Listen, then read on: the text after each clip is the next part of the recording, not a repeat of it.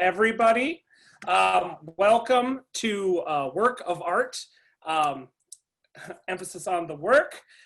This is a recorded panel. We're going to have Q&A with Morris alumni that are all working in the arts in various fields, but have all had their undergraduate degrees at the University of Minnesota Morris. So this panel is meant for us to discuss how UMM can prepare us for a career in the arts. So what I'd like to start with is for our panelists to go around, introduce themselves, the year they graduated from Morris, and what they currently do. Sarah, let's start with you, because you're right next to me on the panel. Hi there. I'm Sarah Gullickson, Sarah Nylander, when I was back at Morris. I'm from the class of 98, which seems like a while ago now, because it is. And what I do now, I'm the head of props at the Guthrie Theater in Minneapolis. I'm actually just back at work today, working on our virtual production of A Christmas Carol. Awesome, awesome. Rebecca, you next. We'll have the coworkers start. Yeah, right. Sarah's my boss, so I work at the Guthrie Theater as well. I'm the prop buyer as well as an artisan. So it's my task to provide the props for the shows, and if I can't find what we're looking for, we have another one of the artisans that I work with in my department make it. Obviously right now I'm laid off, but I also am an independent artist.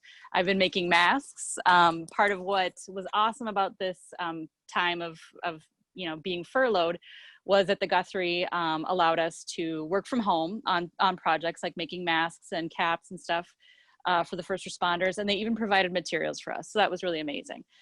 So in addition to my work at the Guthrie, I'm also an independent artist. I make stuffed animals, if you can believe it. It's something I started doing when I was at Morris because I stayed to be an RA for an extra year. I got a art history degree in addition to my theater degree.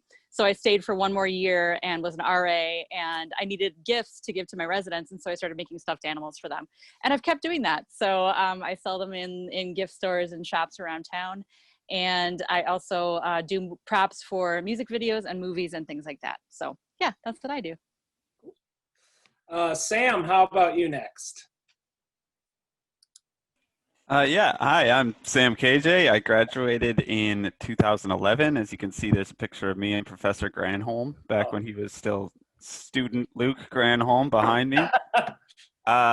And currently I work as a production coordinator at Sledgehammer Games, which is my first furlough into the world of video games. Before that, I was working in motion picture tech, as well as freelancing as an indie producer, director, editor, you name it, I did all of it. Okay, thanks, Sam. Amanda? Hello, my name is Amanda Pettifish-Schrag. I'm the class of 99. And I work as an associate professor of theater at Iowa State University, where I teach classes in acting and theater history and puppetry.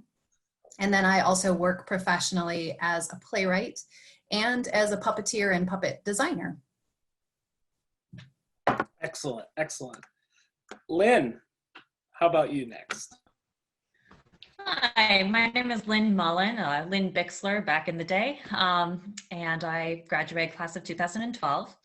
I am a theater teaching artist and the founder of a company called Little Theater Workshop, which is just outside of Philadelphia. We're very new, but with that I work with children mostly, some adult classes. And then I also apply my teaching artist skills as an activities coordinator at a senior living community. Cool, cool, cool. Okay, Brittany. Hi, everyone. I'm Brittany Autumn. I graduated in 2012, also with student Luke. For my day job, I'm a graphic designer and a multimedia specialist at the University of Minnesota Twin Cities. So I'm still a Cougar, but I also traded in to be a Gopher as well. And so I do graphic design, I do video production, animation, that sort of stuff at the U. In my evenings, I also produce theater with Market Garden Theater, and I've been with them since about 2016 maybe, and we do shows at least once or twice a year, and we do stage readings, and so try to stay involved as much as I can in the theater world with that company. Thank you, Brittany. And I believe lastly we have Dan. Hi, everybody. My name is Dan Norman, and I am a theater photographer, and I work here in the Twin Cities.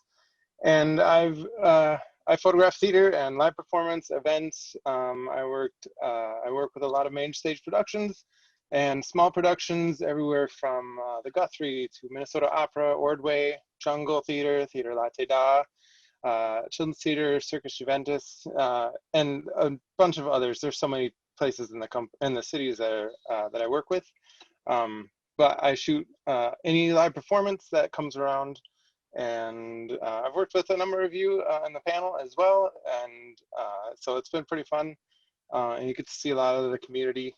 And I graduated '03 from Morris. I got a degree in scenic design and transitioned to photography while I was working at Children's Theater Company. All right, Yeah. awesome. Once again, thank you. And for the people watching this, if you have any questions, feel free to raise your hand or submit questions via chat, and we'll get to them as we go. But let's start with, let's get the ball rolling with, and anyone can answer this. How did UMM prepare you for a career in the arts?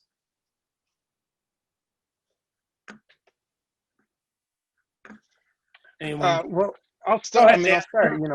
I think that the things that I got the most from University of Minnesota Morris was just that, like, the vocabulary of what it takes to create the art, and the different things that we learned in design classes, and working together with others from around the department and the facilities and different classes. My senior year, I did an opera workshop, and so we did a collaboration between the choir department and the theater department and the music, and so it was like this very collaborative kind of environment that we had, and I don't know, I think that's my biggest takeaway, was just knowing what it takes to produce the art, and then giving that fire to creativity. Oh yeah. I'll hop in here. And obviously, when I went to school 25 years ago, things were different.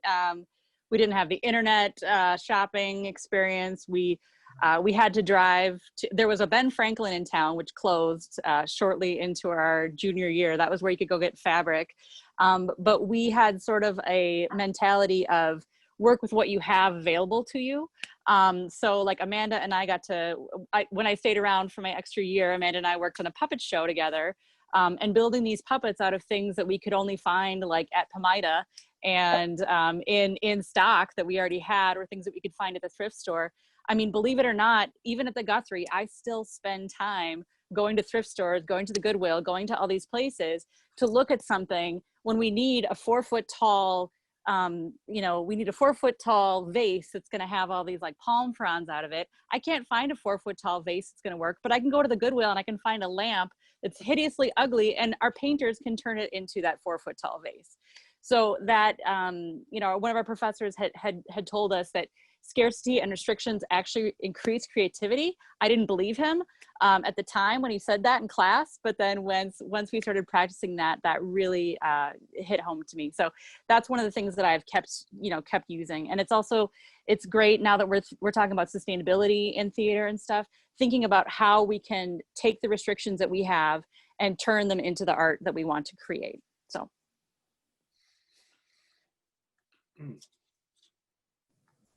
I'll piggyback off of that.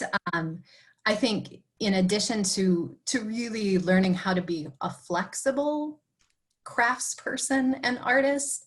The fact that UMM allowed me to try everything and in fact required me to do everything has absolutely, I think at every step of my career has opened doors, because often I have been eligible for positions just because I have experiences that extend beyond a specialization. And of course, over the years, I have also hopefully gotten some specializations, but I do think that what UMM offered in terms of that really, really grounded liberal arts experience and the value in really working toward being excellent at a craft with the hope that once in a while you hit art, had, I think, been really ingrained in the way I still practice today, and certainly in the way I interact with my students. So that was really invaluable to me in my profession and in my professional development, and what I hope to do in the future, for that matter, too. Yeah, sorry, just to piggyback off of that and keep it going, I found that the liberal arts prepared me a lot for the reality of life after school, because the reality is you have to balance your art with all the other stuff going on in life. And so doing the same with classes already felt like I had a leg up, right? I have friends who went to conservatories and film schools and stuff. And at the end of the day, we had different skill sets, and I would say like we ended up in the same place. But in the reality, I think I had some easier times getting through the scarcity, like what you guys are talking about here. And also just like, you know, balancing bills with the other priorities and your art is a huge thing. And just the liberal arts education at Morris really prepared me for that. Yeah, I have something that I guess is sort of similar to Sam in that I feel like what I learned the most was sort of teamwork and trust, because like sitting in production meetings, you trust that other person, that they have their expertise and they know what they're doing, what they're going to get done, and you know what you're going to get done, and then in the end it's going to come together. And so I feel like I am able to work in teams really well because I know what I'm good at and I know what other people are good at. And when it comes together, it always turns out really well. And so I think that can be applied to not just jobs, but just life in general. And I think I was so grateful for that sort of experience within theater of having to work with a lot of people, often like working through different opinions, different ideas. And in the end, it always works out, which I think is another lesson. At the 11th hour sometimes, but you always pull through. Yeah, no matter what, the show's opening at 7:30 on Thursday. Can't stop that.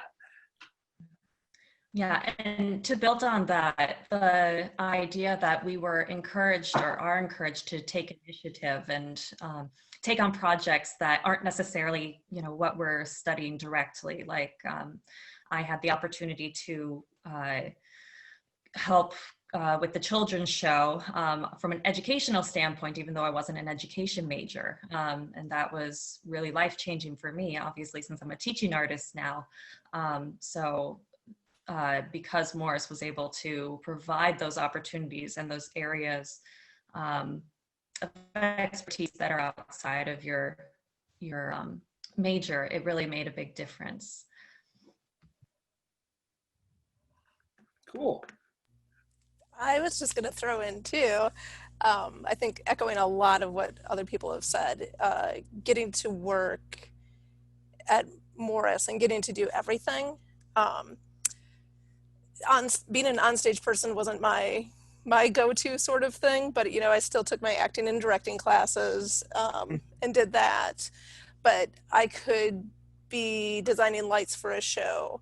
I could be working in the costume shop. I did props for just about everything, and stage managed a whole lot too. Was really cool. It was really cool to get the perspective. Like even if I knew I wasn't going to be a lighting designer because I don't really like hanging lights, I could at least appreciate the people who are there doing that. And I feel like it gave me a better common language for when I am sitting in production meetings today. You know, I can appreciate and I can relate. And I can also figure out if there's things we need prop-wise at the theater, like how to speak to the other departments to get the help I need when it's something I need their help on. So I appreciate getting to do everything.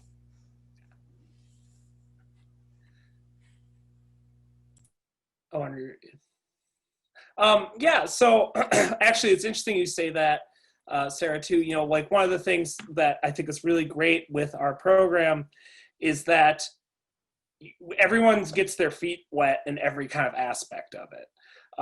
You know, one of the things that we teach now, we teach a portfolio class. Students can take, so they can make their own websites. And it's a really interesting problem to have because students, we push students so much to do so many different things within the department that it's a great problem to have of, so where do I put all of this work and how do I organize it?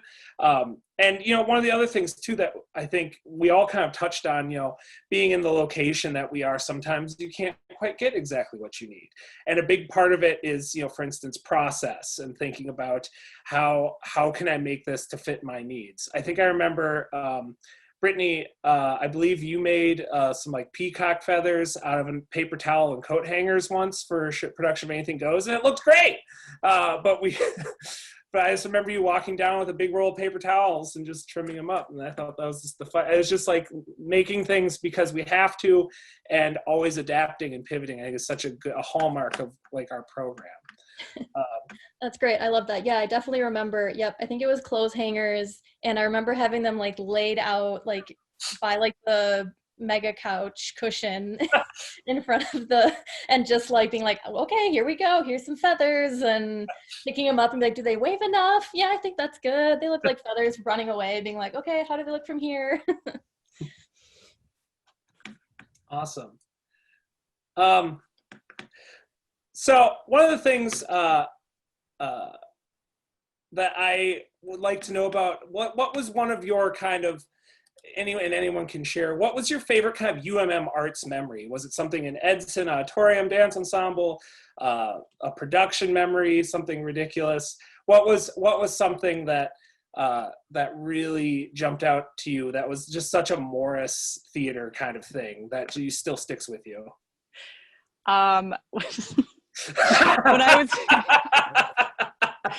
I'm excited. So when I was a freshman, we did Murat Sod, and we did it in the black box, and the professor in charge of directing the production really wanted to go with brutalist theater, and he insisted that the female members of the cast and the male members, for that reason, neither shave nor bathe for the week leading up to the show, so that it would smell just like it would in a French asylum, and it did. And that we not shave. As soon as we were cast, he told us we had to stop shaving our armpits and our legs. So there were also 4 bells hung around the perimeter of the black box. And when I reached up to stop one of the bells from ringing, my brother was sitting in the audience. He was a senior in high school, and he had come with my parents to see the show. So I raised my arm up to stop the bell ringing, like literally right above his head. And he goes, "Oh, gross!" And everybody in the audience just lost it because it was an absurd production to begin with. But yeah, that was my freshman year. That was a standout experience for me. Yeah, you know, our black box gives us the opportunity for the actors to get very intimate with the audience, which is a very fun thing sometimes maybe not. Anyone else? Well, I'll jump in. I mean, multiple people mentioned already that part of what we learned at UMM is how to do without certain things. I think that also sometimes connected to how we had fun because you were isolated. And I remember like I think it was my junior year, it snowed and it just never stopped snowing. And I think there was like 7 feet on the ground, and you would walk down the sidewalks, which were just tunnels. And we were kind of making our own fun, and I was taking acting period styles at the time. And I remember like our whole class just decided we were going to give up the entire weekend to film Elizabethan Real World, back when the real world was a big thing. And it was very strange and bizarre, as one would expect. But I remember too, like faculty members coming in, like not only they allowed us to use the spaces to do this just very strange weekend experiment in pop culture exploration. I'm sure I could write some academic paper on it. But also, like, they popped by and sat through the result of it, which was, I'm pretty sure, kind of terrible. But it is both the camaraderie and the scarcity and the support that our faculty was willing to give, even these very off the beaten path experiments, I think, is one of my favorite things about my experience at UMM. Yeah, late nights in the HFA are always fun. And you know, I still have colleagues that are just, when they come visit the campus, they're just in awe of our arts building, because no other arts building has sunlight like that. I mean, just even in our scene shop, which scene shops are notoriously dark bomb shelters, we often are working without even the lights on because it's the sunlight coming in is so bright. Anyone else have a memory they'd love to share? Whenever I think of my time at Morris, like the first thing that jumps into my mind are like the sets and costumes that we did for the sustainable As You Like It. And I remember just like walking up to the different costumes and being like, wait, are those tea bags? And then like, are those zippers? And just like getting up really close and being like, I don't know how you guys did this, but it looks amazing. So I always think of that show and the creativity that came out of it there. Yes, I believe for that production, someone was knitting VHS tape for stocking cap too. I think one of my top memories from back at UMM was a group of friends and I decided we wanted to work over the summer on a play, a musical that we wanted to write, and workshop it right when school started. And so we did. And what was pretty amazing about it, something I didn't realize, I think, at the time, is that it's like spaces like the black box aren't just open for use the way they were at UMM. Right? If there wasn't a show going on, you could just go talk to somebody, you get access to the space, you could do whatever you want in there. And that's not real life, you know, like that's just, you can't just get it for free like that. So we were able to, you know, just grab some boxes from the prop room and build our own little like minimalist set and workshop this play. And just being able to, and you know, like, we had to really fight to get people in the door. We did it for free. You know, everyone's got their own like activities that they have going on. So you really have to fight to get your audience. And that's just the reality of real life too, right? You really have to fight to get your audience. And so all these things I thought in college where I was like, boy, when I get out in the city and stuff, it's gonna be so much easier. Really, I had to fall back on the exact same tool sets I was using while I was in school, just to get people to come to our shows and our weird little plays that we would put on.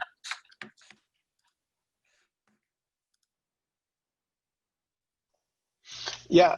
So just, you know, the black box space, you know, I designed a show for Alan Pagel and Nate Maher's senior projects. So they were acting and directing, and we did The Boys Next Door, and it was the late nights, staying up, working on the set, trying to get it to look right, trying to figure out how much, because I carpeted the set, just like a couple of platforms, and it was like, okay, how much carpet do we need?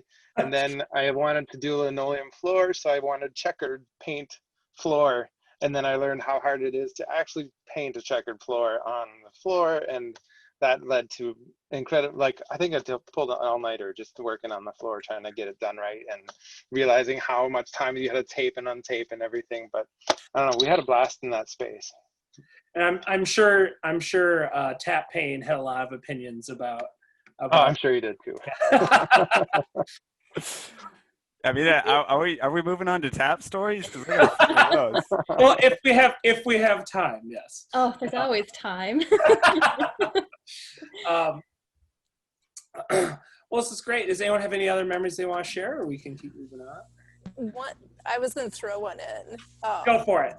And one of my favorite things is the theater group, Meinigans, that I think had been mentioned. It was just, you know, when you're not already studying and doing main stage shows, to be meeting about theater in your free time and make more shows is kind of great. But we would play a game called Sardines, and playing Sardines in HFA is the best spot. And I remember my freshman year, a senior that year, Zach Anderson, had found the best spot. And like over the doorways into the theaters, like he was very gymnastic, like he could get places. So he had hidden himself. He was able to pull himself up into the kind of cubby hidey holes up there, and like no one could find him. Eventually he had to give himself up, and like, you know, however many 15 or 20 of us just being very frustrated with him, but also very impressed. And I also want to give a shout out to Meinigans Play in a Day. I couldn't tell you a single thing that actually happened during Play in a Day because it was all such a blur, but that was always a blast, and it really did show the ingenuity of Morris students and the late night creativity that you can get when you're all stuck in a room for 12 hours overnight. So. Oh yeah, and you know, Meinigans, you know, I believe we're meeting every Friday at 5 p.m. if anyone wants to join them. But yeah, the what's always just so amazing with either Meinigans student theater, and a lot of people have talked about this, and the way the HFA, the Humanities Fine Arts Building, set up, you know, there's so much cross-pollination within the arts, the art history, music, studio art, theater, and I think it's so inspiring to see students jump off of a drawing horse in the drawing studio and run into the scene shop or on stage and things like that. And I just think they really were really able to kind of create an arts lifestyle at Morris while you're a student here. You're really breathing it and living it. So my question to you would be, what kind of advice would you give to students that are graduating from Morris in the arts? Like right after they graduate, what kind of advice would you give for them interested in wanting to get into creative work as a career? Don't wait. Can you No one's going to give you permission, and there's no such thing really as a big break. You just need to work at it and keep working at it the same way you did when you were in school, right? And so really just don't. I think I spent a long time being like, when is my thing going to come along, right? When am I going to have like my shot? And then I just kind of woke up one day and realized like, oh, there's like shots they're not really a thing for everyone. You build it, right? You build it brick by brick until suddenly you look back and you have this body of work that you're really proud of. And, you know, the fact that, you know, we've talked on it again, just the fact that you're able to dip your hands into so many projects while you're here for a short period of time really sets you up for a portfolio as well. Mm-hmm. Other people. Yeah, you know, I'm always working on the next gig. You know, every time I'm taking photos for a company, that show, as soon as it's done, you know, the photos are done and the show's open and will last for a short period of time, and then you're on to the next, and you want to be able to like keep pushing to find, you know, what's the next show, who can I work for, and what projects do I want to be a part of, and it's always forward thinking. You know, that's what I would say.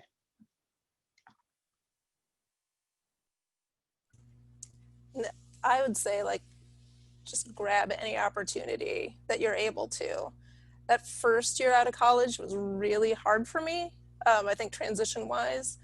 You know, I luckily had an internship at the Guthrie lined up, and Also had a TD and teaching job out at a school.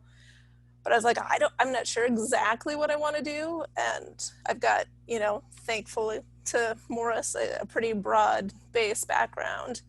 But it was great because I designed small shows here and there. I taught a little bit. I worked in a box office. I did a lot of different things, and then that connected me to other people as well.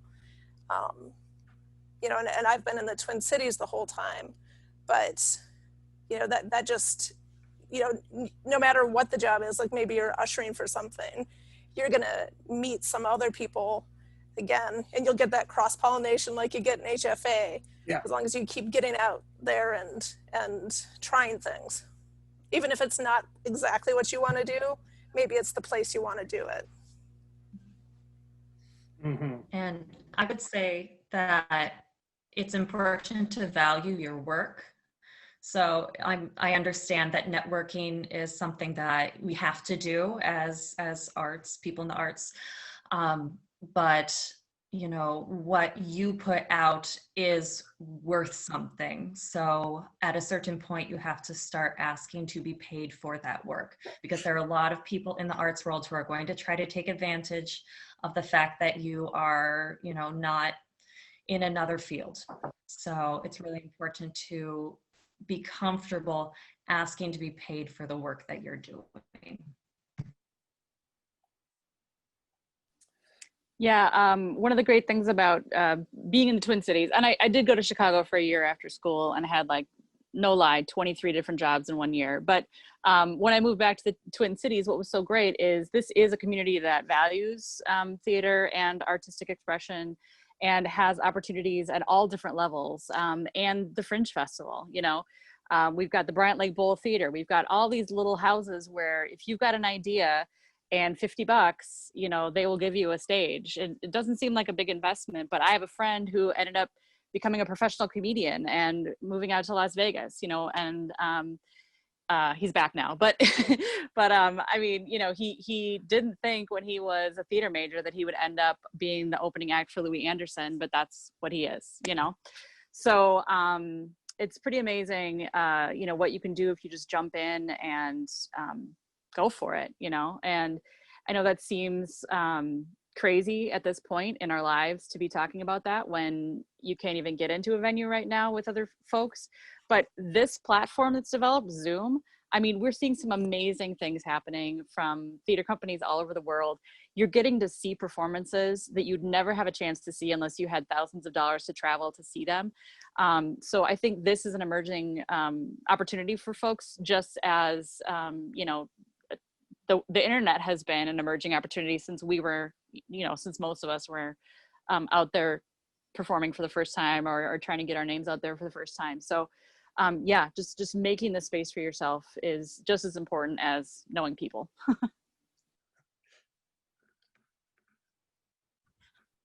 I think I would quickly add that no one's path is the same, and I think it took me a long time to realize that graduating. I think I had this like idea in my head of what I should be doing, where I should be at certain steps, but that's not always realistic, and that's okay. And one step off the trail is okay. You might find a completely different path there, and I think that's fine. And trust your feet are going in the right direction.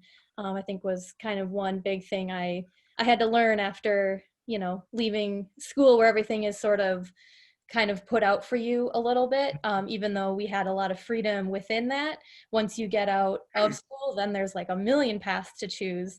And it's okay to get on the wrong one every once in a while, because, as long as you're happy, it's going in the right direction. Yeah, you don't really realize after post-Morris that the costume shop generally isn't right below the stage floor. You can't just pop down for a hot second to grab something. Or even the scene shop, that rather. And I think part of arts education, and I'd say especially theaters, just that you come out with skills, especially, I mean, from a broad range. Obviously on the production end of things, you've got a lot of hard skills right there.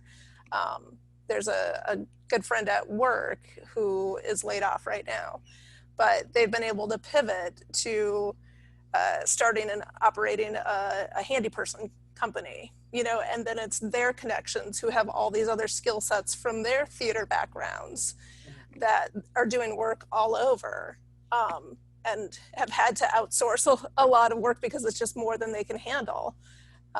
So you come out with skills. So even if working in theater isn't maybe the path that you end up going, there's the things that you've learned really help you in any number of ways. Another friend of ours, is a lawyer now. It was great to have his theater background to do what he does and to be able to form arguments and to speak in front of an audience. So it's a way to pivot other ways too. Yeah, definitely. Like, to piggyback, I don't know why, you hear like about theater majors, like, oh, what are you going to do with that major? It's like, I actually had to rehearse with people in order to make my assignment. I had to actually get people together and like memorize lines. And we had to do it like as a group. And if we didn't, it would be obvious, right? And whereas like, studying for a test is like, sure, yeah, you display knowledge, but I just thought my theater major was valuable, and I guess in life I found it is. Yeah, I think for everything that I'm grateful for at UMM, certainly all of the skill sets and the knowledge gained, I think I also learned how to think creatively about my own life, and to envision possibilities.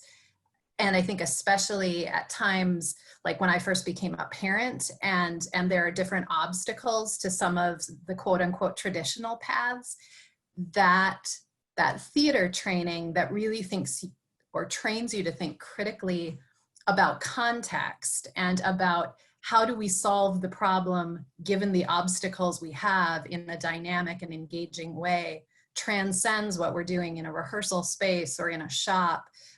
It really is applicable to all of these decisions we make in our lives and how we choose to live our lives. So kind of going off, a lot of you touched on, the skill sets that you've gained from a theater major in life.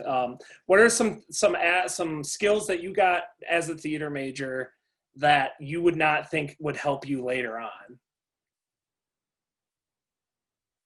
I can let people stew on this one. I'm throwing this question out there. Just we can always circle back to it too. We can put a pin in it, just like in the costume shop.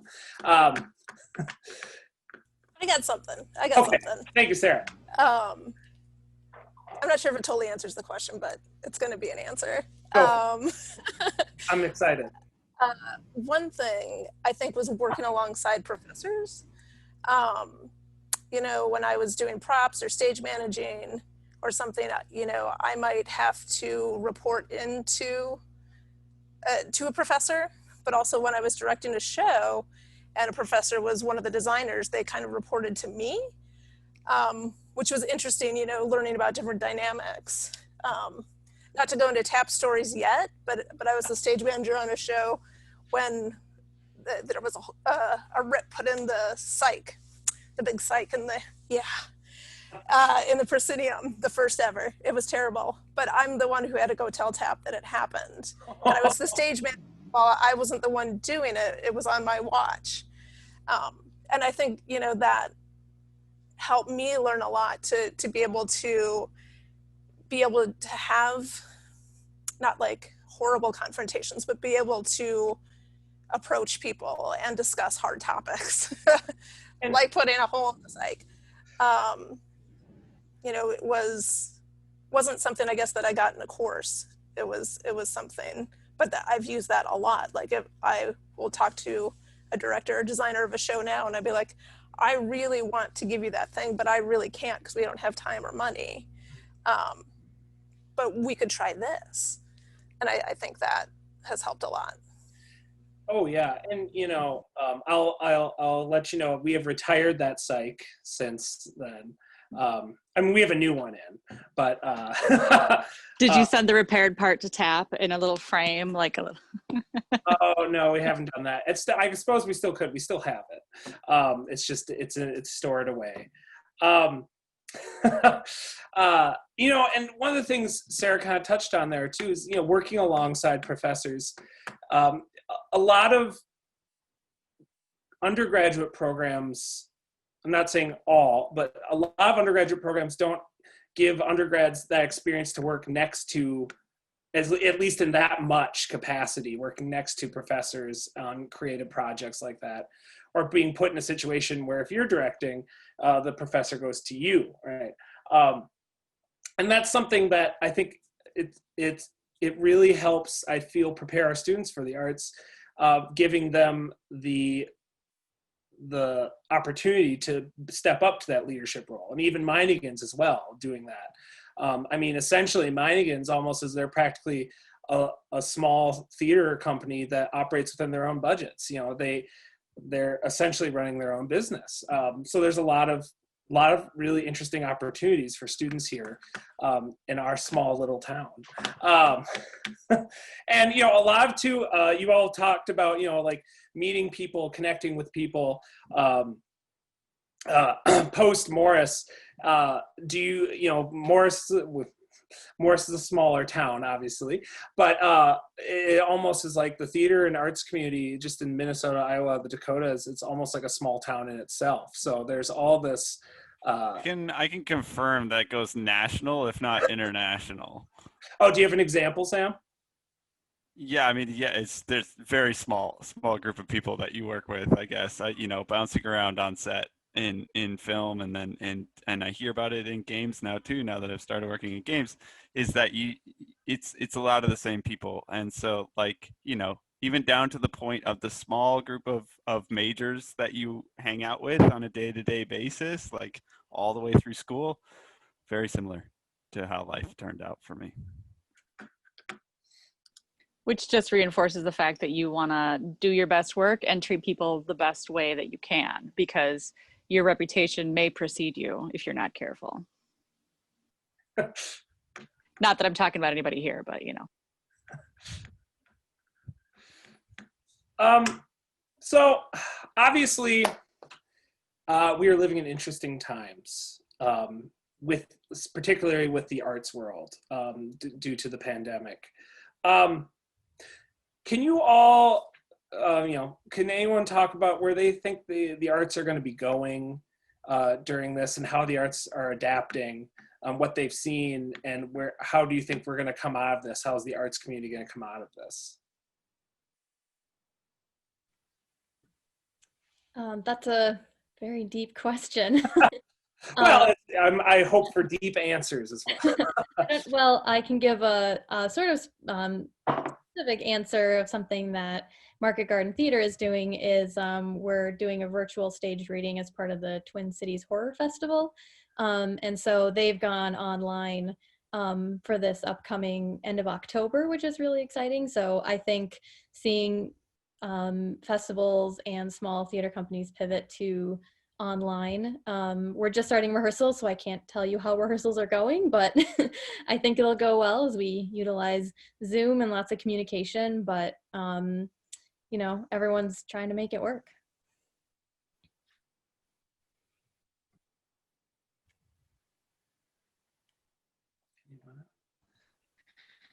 And to piggyback on that, I do feel like a lot of the things that we're learning right now as small theater companies about, you know, what works and what doesn't work virtually, even when COVID is done or, you know, dealt with in some way, if we do revert back to some form of normalcy that we are used to, I feel like we have learned a lot about what we can do with technology. And I think that that technology is going to end up showing up in the arts for a long time. And in addition, something that I've noticed in the arts recently, and this is, you know, a bigger picture thing than just the effects of COVID-19, but because we've all had this moment to pause, I feel like there's been a bit of a reckoning when it comes to what arts represents in the world and what it accomplishes in the world.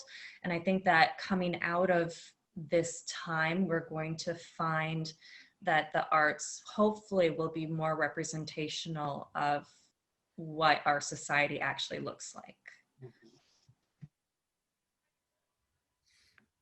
Yeah, it's interesting, you know, because what's everyone doing right now is we're all streaming content and we're looking for the arts for comfort.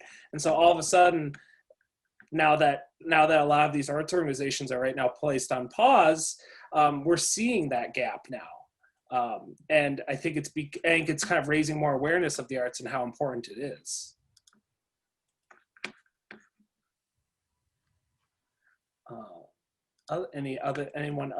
Anyone else have anything interesting with that? Rebecca, did you unmute? Yeah, we did a show at the Guthrie a few years ago, and I can't remember the name. Sarah, you're gonna have to help me. The show about the different generations of Jewish, the playwrights and the actors, and oh my gosh, I can't remember it right now.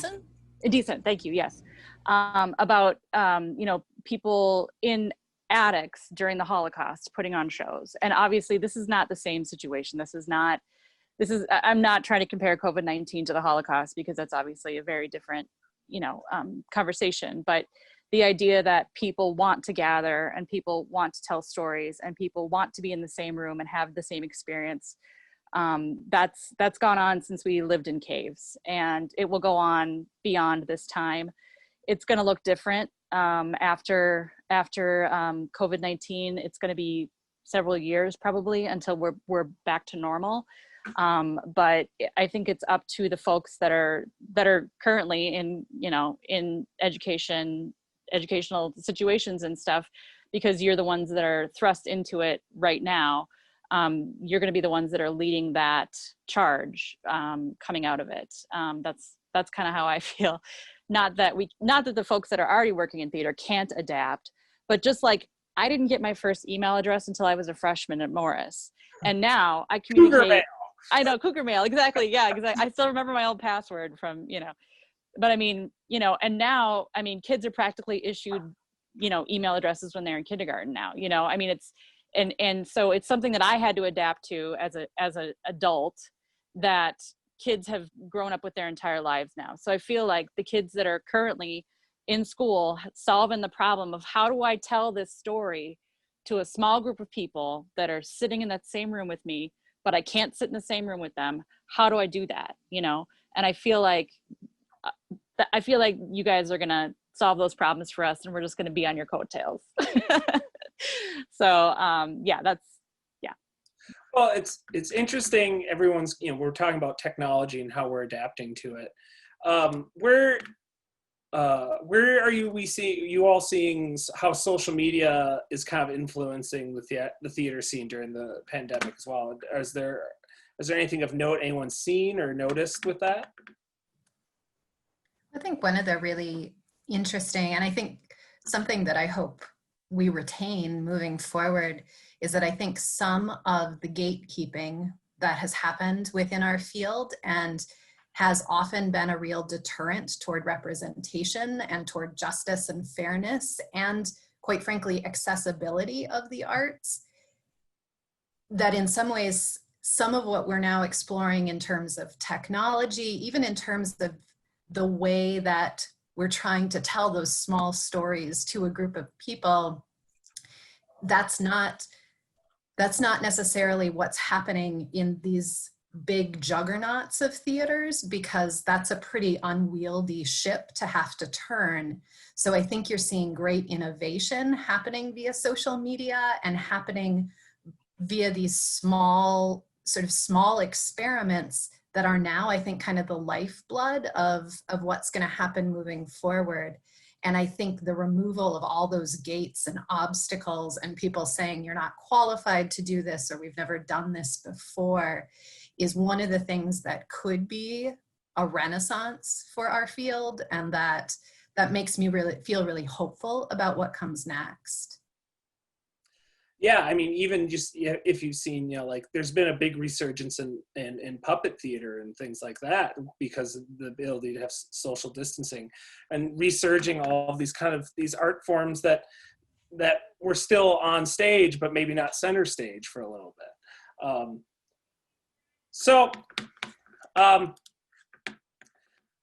We're kind of wrapping up the hour, and I'd like to open it up for questions in a little bit, but my big question for you all is, what would be the creative advice that you would like to give senior year you at Morris? Take better Creative pictures. Yes, we have a rule. I have a rule in all the design classes that everyone stops every 15 minutes and takes a photo of what they're doing. I'm big into photos. Of course, back then we had to actually develop our photos, so it was a little harder. You couldn't tell right away if it was a good picture or not. You had to wait a week, so there's that. My senior project was done with slideshow. With what's that? I'm sorry, Sarah. I had a slideshow for my senior presentation for my directing the children's show. It was a wrap-up discussion, and slides were provided. Other people. I would, in addition to taking better pictures, because I too would tell myself that, not to wait until I felt prepared for what came next, because even my much later, not at all close to college graduate self still never feels fully prepared for what this field asks of us. And I wish I had known that a lot sooner and wasn't waiting around for either someone to give me permission or for the break, but especially not to feel fully ready for what came next, because I don't know that that's ever going to happen. I think I would have told myself to reach out to more people and just send an email and say, hey, and ask if they have a minute, 15 minutes to chat if you have a question. I know from like on the other end, if anyone ever reaches out to me, I'm like, yeah, sure, I want to talk about what I do. Where I feel like when I was a senior, I was like, oh my gosh, I don't want to bother anybody. But now I'm like, I'll talk about myself, sure.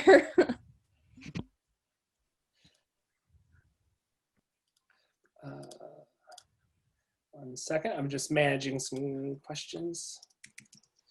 Yeah, I would follow up with reach out more, and branch out more. After college I designed shows in Alexandria, and it was like Alexandria and Barrett, Minnesota had a small theater company. That's where I went. That was my reaching out into the world, was like just down the road.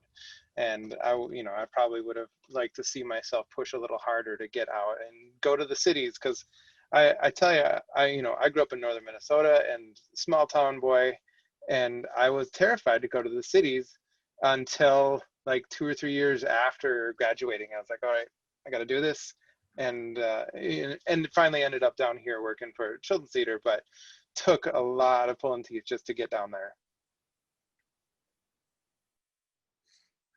Yeah, I think, when we're, one of the things where I always try and stress too is momentum. Just keep your momentum going, after Morris.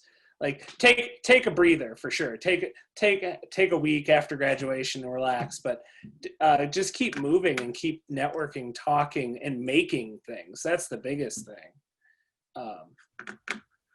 Yeah. Any other? I think I was just going to say along those lines too, just given the different social media communities and everything out there, that was something that, of course, I didn't have access to at the time, but now, like, you could certainly be involved with, one of our prop managers' Facebook groups or something if props are your thing.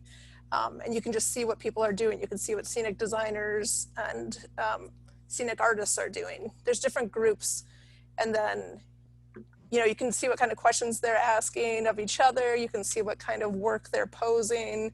And, just immerse yourself as much as you can, also take time for yourself. Work-life balance, that I wouldn't have gotten that my senior year. But there are things out there, and just expand your horizons of what you're looking at.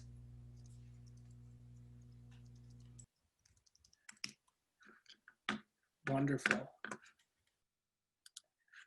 Anyone else? Before I open it up for questions, anyone have any sage advice?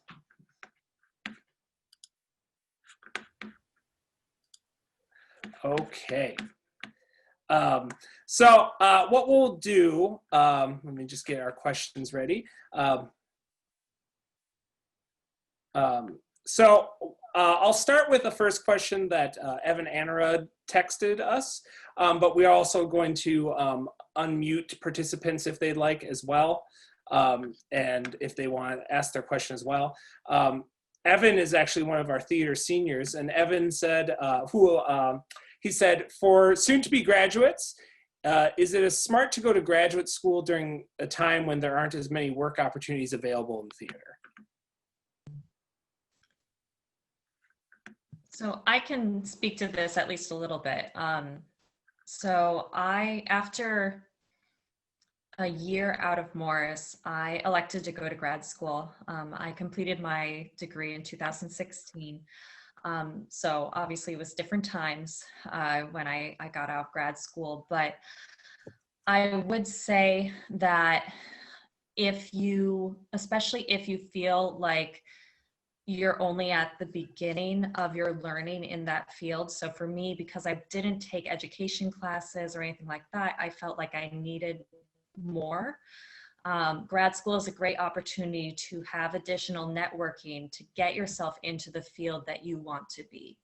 I would not be where I am without grad school and the opportunities that came through that. And it also shaped the way that I see the world right now. So depending on your field, or what area you're planning on pursuing, I feel like it could be a wise decision because you do get those inroads into opportunities. But if you feel like you're in a place right now where your area of focus, you have the skill set, and you think you could jump into projects right now, I would say jump into those projects first, see how you feel about it. And then if you still feel like you need the time in grad school, consider, looking at down the line. It doesn't have to be an immediate decision by any means.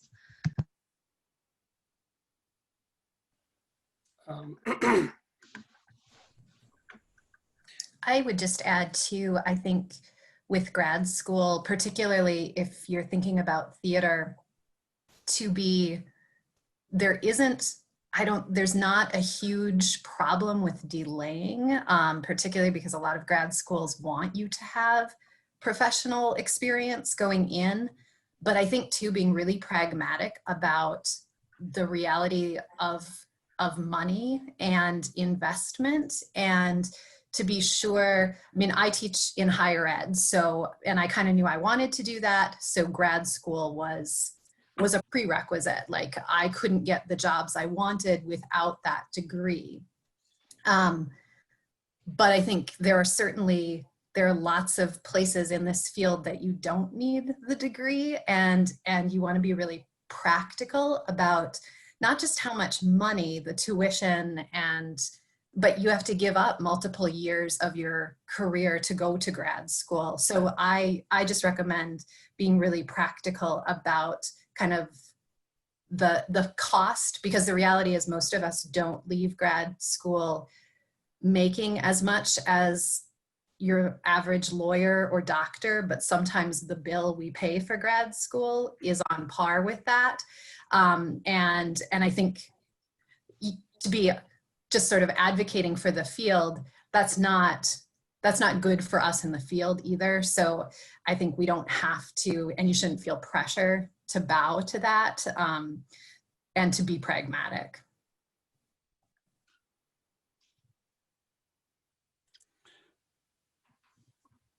Yeah, I would say almost as effective as grad school, depending on what you're trying to go for, is to start bartending or waiting tables and get that experience. Because as effective as grad school is in getting you a tool set to do the artist job, being a bartender will get you the money to continue doing it and to continue pursuing it. Um, some of you have gone on to graduate school from this question, and what was something that perhaps you noticed shifting from Morris to a graduate school? I mean, I know myself personally, I went to graduate school immediately the fall after I graduated from Morris, and I remember to a much larger 10,000 student school that had Greek life and all this stuff, and remember thinking just like, and remember thinking like, this is just a completely different kind of skill set and environment. But I also remember thinking how well I was prepared to work alongside other graduate students who had gone to larger programs, but I still had just as much, if not more, opportunity in my undergraduate as they did. For those of you that have some experience with graduate school, can you talk on that at all? Can you hear me? Yes, we can. All right. This is Dave Bowe talking. I graduated in 1964, and Dr. Lammers was my mentor. I transferred in a junior year. I had gone to Concordia 1 year. I had gone to Augsburg 1 year. I'd been in the Navy for 4 years. So I was much older than most of the students. I was closer in age to most of the professors than the students. But my parents lived in Morris. I lived at home. And they didn't have a theater program at that time.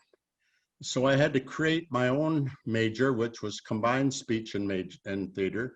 And I had to go to Minneapolis in the summer to take classes and speech classes in order to get a major. So in essence, I created my own major.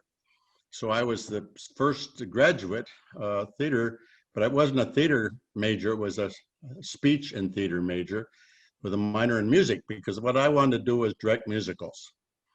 And so when I left, I went to Alaska, talk about getting out of the small town. I went to Alaska and taught school in Southeast Alaska, Ketchikan. And I did direct plays, and I directed a musical there. And so I did what I wanted to do. I met my wife in Ketchikan, but after a few years of teaching, I realized I wasn't going to make any money teaching. So I left teaching and went into the insurance business to make money. And of course, we had a baby at that time. And then I went back to school, and then we ended up in Seattle. I wanted to live in Minnesota. She wanted to live in Alaska. We compromised and went to Seattle. And so anyway, my experience in theater has all been in community theater, almost. I've made very little money. I was in a professional play at one time. The director of it is now a director in Washington, D.C., Molly Smith. Maybe you've heard of her. And I was in a movie one time in Alaska, a White Fang. I don't know if you saw the movie, but I was in that movie. And I wanted to learn how they made movies, because I'd never done anything in movies. It was all stage stuff. And but in this, and then I went to graduate school at San Francisco State, but I got my degree in educational administration, not in theater. But all my experience has been in community theater, and made very little money, but have really enjoyed it. It's been my pastime, my experience. So music and theater has been my thing. And I would just want to say one thing about, it's not just what you know, it's who you know. And that's not true just in theater, it's in everything. It's who you know. You've got to get to know people. And the more people you know, the better chances you have of getting a part or a job or whatever it is you're looking for. my granddaughter's in the Navy, and she's on a ship over in the South China Sea. And and I told her, I said, you know, in the Navy, it's not what you know, it's who you know. I said, those lieutenants on the flight deck, they're not going to help you. You've got to get to know the senior officers, the admirals and the command and the captains.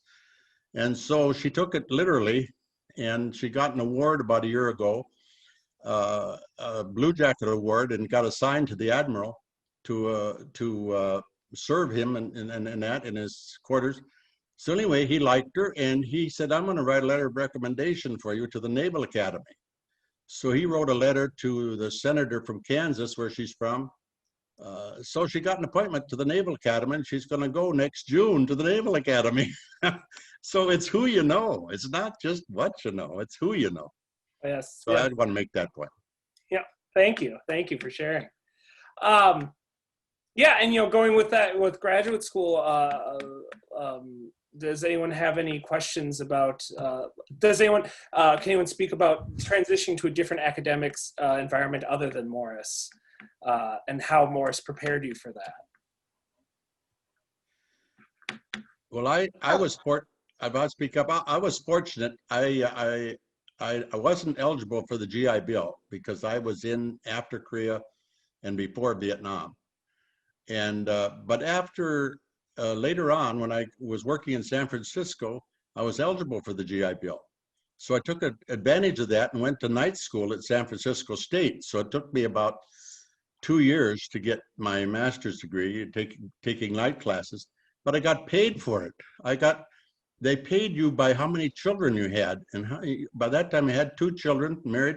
I was making more money going to graduate school than I would have made working part-time. So I considered it a part-time job going to graduate school at night. That was a part-time job for me. Absolutely, absolutely. Lynn and Amanda, I know you both have had some experience in graduate school and higher ed and things like that. Is there anything you can speak of for that? Well, I certainly felt really academically well prepared by UMM, and I waited 2 years, so I worked and took a lot of gigs in those 2 years. And I also think the sheer amount of projects that I could take on at UMM prepared me, and I did an MFA, and MFAs are I think a little bit notoriously intense in theater because you're just practicing and in classes all the time. And that part of it, I think UMM prepared me really well for. The program I went to was a much bigger program. I think there were about 100 undergrads, maybe a few more. And it was a box office driven college program. So that was quite different than UMM. But I felt that was a good counterpoint. And I'm so grateful that I went to UMM first, because I feel like UMM gave me the solid academic foundation and also the ability to trust myself and trust my work. That when I got to grad school and there were just a lot more sort of constant questions and having to justify your choices, all of that, I think I was exceptionally grateful throughout. And also when I did my interview, I will say the faculty who interviewed me in grad school all knew my faculty at UMM and had a pretty high regard for them and the training that we got at UMM. So I think even there, UMM certainly opened some doors for me. Yeah, and I didn't go to grad school, but I taught at another college briefly. I was an adjunct professor, and I was a production manager for 2 years at a college here in the Twin Cities. And actually, TAP followed me to that college and ended up teaching there after I did. But the foundation I got at Morris was so fantastic that I was actually able to teach the technical director, who was actually a house builder, many aspects of technical theater that he didn't know anything about, because he had come from a house building background, like I said. So I was always asking him why he was overbuilding our sets, and then I found out it's because he was used to building houses. So we discussed, the difference between a flat and a wall made of sheetrock. So, things like that. So, yeah. One of the things that I felt translated really well between Morris and going to graduate school was the fact that at Morris, there's sort of this sense of being civic minded. So being aware of the community and, you know, voting and all of that stuff. And going into graduate school, I was going to, I was focusing on applied theater. So that's theater that is used in the community, not necessarily in schools, and specifically using theater as a catalyst for social change. And so having that base from Morris that I could bring into this new degree was really essential. And in addition, I feel like the people at Morris really challenge you to think deeper. Like I can think of countless nights where, you know, I was doing, I don't know, a paper for English or something like that. And I give it to one of my friends and they would read through it. And then they'd start asking me all of these questions that really just made me consider everything in another light. And so having those deep thinking and having to answer those difficult questions from both a civic side and, you know, from an academic side really prepared me for the graduate school world that I was entering.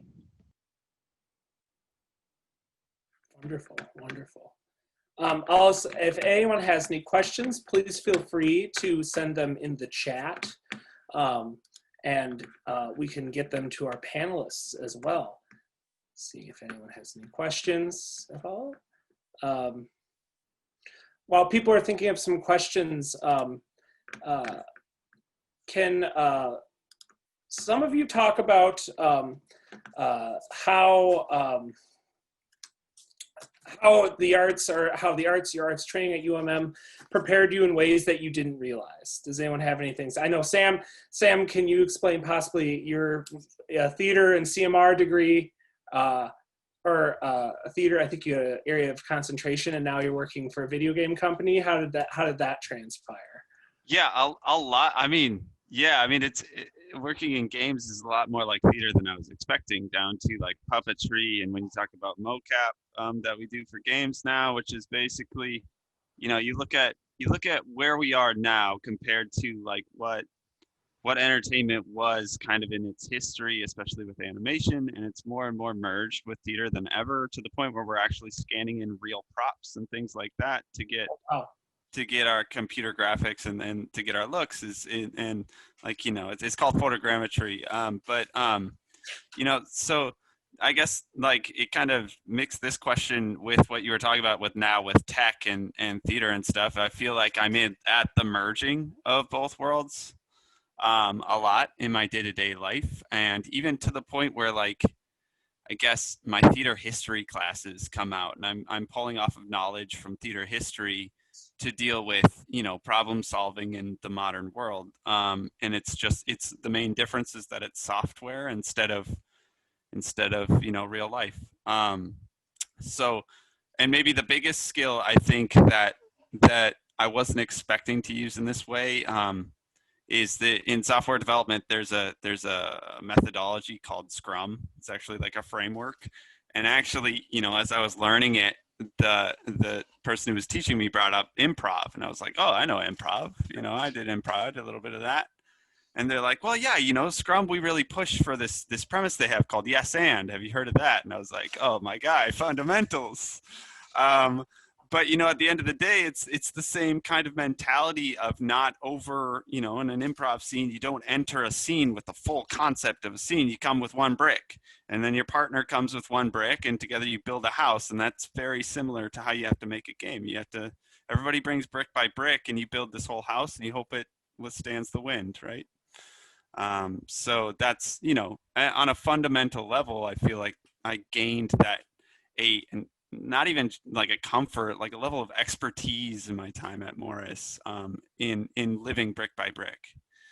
Yeah, I think, you know, just to pop in here for a second, you know, one of the things that we push really hard in the arts at Morris is this element of play.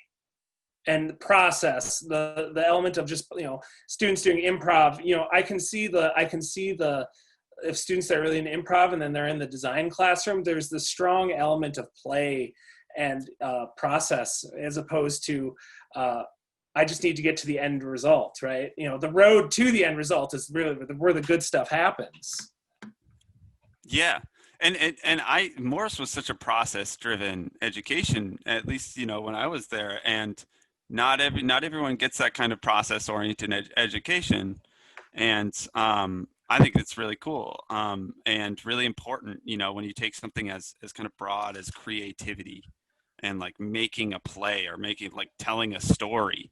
And what do you do if not like take that broad subjective truth and start turning it into objective reality? And theater helps you do that, right? Theater has a process for it. You start with a script, and then you build a stage, and you rehearse and memorize that script. And that's just creativity in a nutshell, right? Is taking something that is nothing and lives in your head and turns into something objective and real that people can experience. Absolutely. Once again, reminding people, if they have any questions, please feel free to send them. And I also can open, I suppose, with our last, we have about 15 minutes left total. Sally Bremer, one of our alumni also. For Amanda, how did your experience at UMM help prepare you to be a professor at a large university where the liberal arts teaching methods aren't at the forefront of professors' minds? Well, that's an easy question. I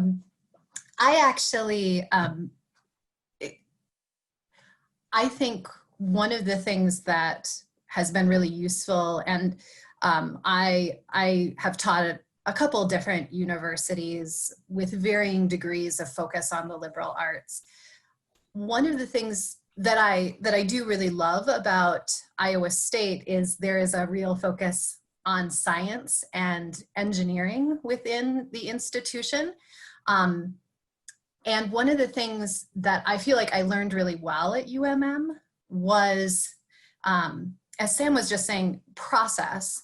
And process, in so many ways, the process I engaged in at UMM and have continued to engage in my work as an artist, doesn't look that different from what happens in a laboratory, a bio lab, or an engineering lab. So I do feel I learned a language and a way of speaking about art that allows me to talk about hypothesis and testing a hypothesis in our lab spaces. And I'm coming from puppetry, which does have quite literally engineering principles, and there's a whole lot of form meeting function. But I think even in interacting with students, the ability to put artistic process within that framework of experimentation, and a framework, as I sometimes speak with my non-theater colleagues, in science they wouldn't only teach Newtonian physics because that's what's come before. And certainly we want to know that as a foundation. But at a big research university like Iowa State is, we're always looking for the next new thing. We're not just looking to replicate the experiment of the past. And I feel like at UMM, that's what we were doing, that there wasn't, when I was a student, a ton of pressure to replicate what had come before. There was a great deal of emphasis placed on innovation and looking at the world and asking the question, what does the thing I'm good at, where does that meet the work that needs to be done right now? And I think that's the same thing my colleagues at Iowa State who are working in the sciences, those are the questions they ask every day. And that's given us a real common language.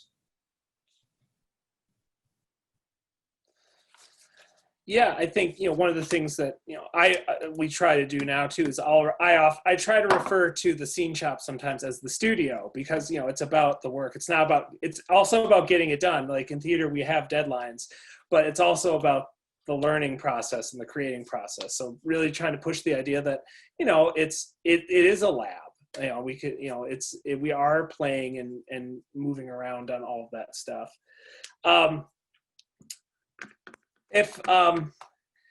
With my last question, we don't really have any questions from the panelists.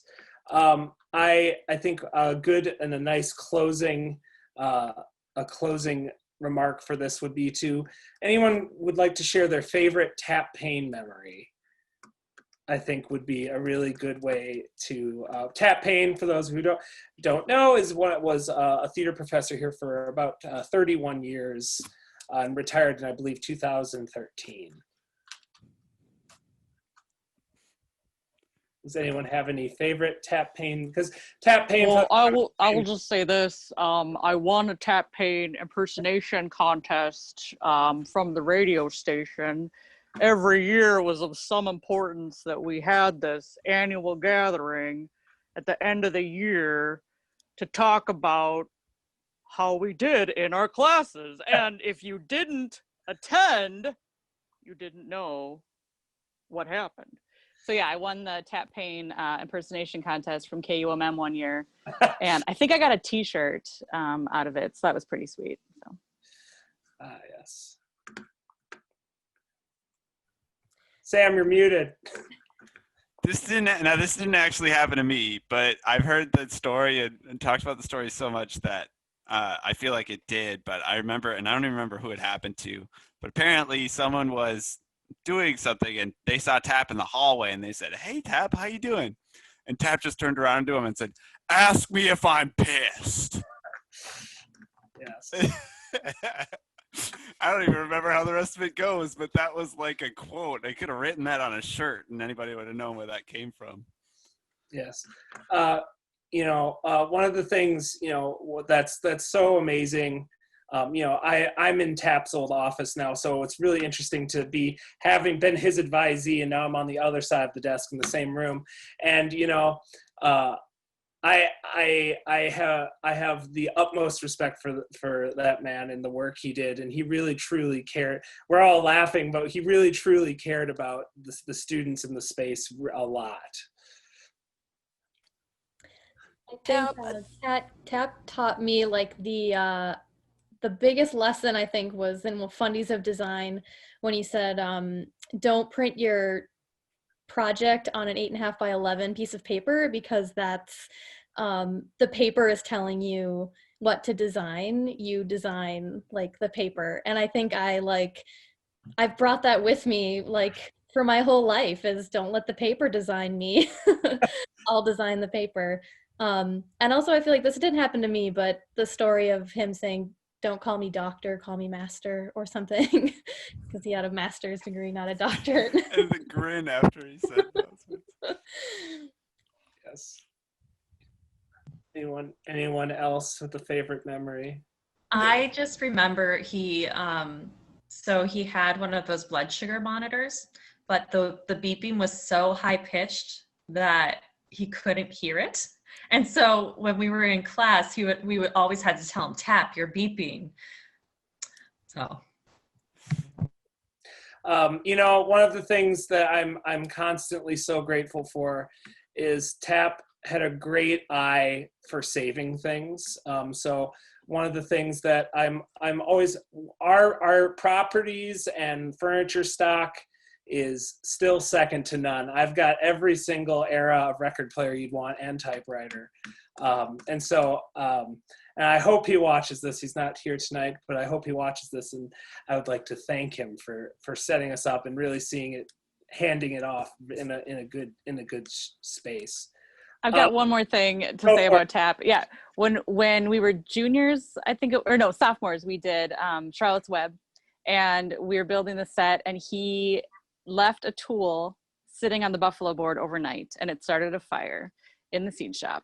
And he taught us to admit when you make a mistake and make sure you never make that mistake again. And it was one of those things. And he fessed up to it. He said, "It was me. I made a mistake." He fessed up to it. He said, "It was me. I'm the one that left it there." He didn't try to blame anybody else for it. He fessed up. It was him. And, he knew that it was going to set us back and take more time, but he stayed and made it happen. So. Mm-hmm. I got to spend, I think it was a good chunk of one school year being an assistant to him, not for a theater project, but for a Ford grant. And it was really interesting to get that opportunity. He was really great about opening doors, I think, for me. I mean, he introduced me to the person who introduced me to get my internship at the Guthrie. But it was interesting to work, 4 feet away from him and on a different sort of project. And I do, he would be like, Sarah, what are you going to do when you graduate? What are you going to do? And I was like, I don't know, something will come up. It's all going to work out. And he kept trying to push me to the Marines, which I take as a compliment. I said, Tap, I'm a pacifist, but thank you. He said, I think you'd be good. Yes, I think we'll be telling stories of Tap for many years. But we're just about at time. But I'd like to go around just real quick and see if does anyone have any final thoughts about the arts in UMM that they want to share to our attendees and any current students that we have in the arts at UMM right now.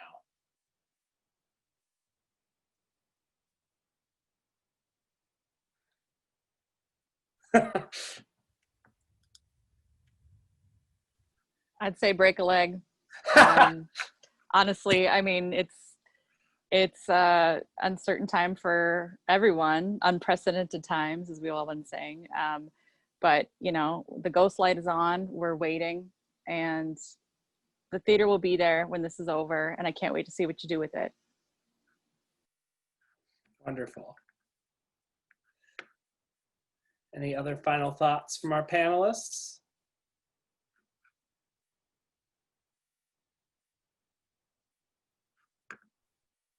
I would say I know classes get hectic and schedules get hectic, but just really enjoy your time there. I feel like Morris is just like this, nugget of time that is so special in my memories. And, it pushed me forward, it challenged me, and, take a moment to really enjoy your time there, as much time as you have left, because it's a really special place.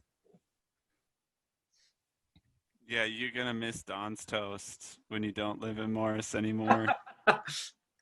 And there's not a lot of places with pizza and fried chicken buffets either, so get that Pizza Ranch while you can. I don't even know what's still open there. Those are the 2 big ones for me, though. Oh yes, and Don's actually recently just got the award for best grilled cheese in the state of Minnesota as well. So finally. Yes. Any other final thoughts from any of our panelists? None? Okay, well, I just want to thank you all for your time and donating your time and just sharing your thoughts about the arts at Morris and the great place that it is and how you are all singing its praises. Thank you so much for spending your time with us and everything. This was really inspiring. Thank you. Thanks for having us, Luke. Thank you. I look forward to to having you all maybe back next fall. So yeah, we'll do this on stage. Ooh. Under the lights. Right. Good luck, everyone. Bye. Good luck. Thank you. Good luck.